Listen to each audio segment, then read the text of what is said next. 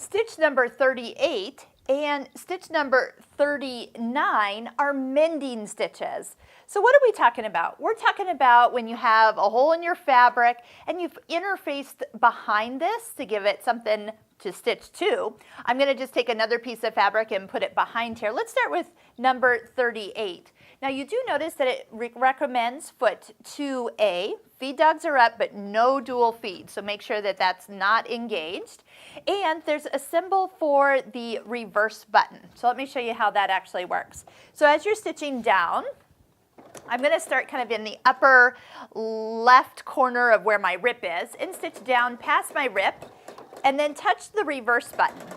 When I touch the reverse button, then it's going to start going back and forth at each of those needle positions and working from left to right. So just keep your foot on the foot control until it completes all the stitches. I love that it just really recreates the weave of the fabric as it's stitching here. It will stop and lock at the end. So that does mean that if you want to go ahead and do it again, that you can go ahead and stitch further. So if this rip was further apart, you only get 9 millimeters worth of stitching, and then you need to repeat it. But look how easy it is to cover up an opening that has ripped in the fabric.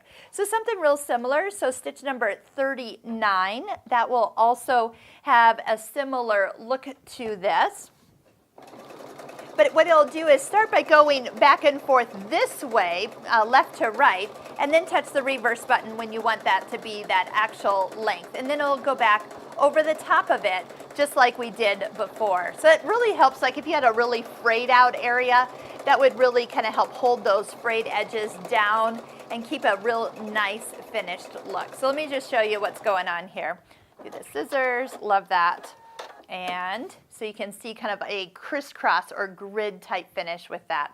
So both those stitches are awesome. You can make them as long as you want and just touch the reverse button when you get to the length, and then it will go ahead and start to repeat as you stitch.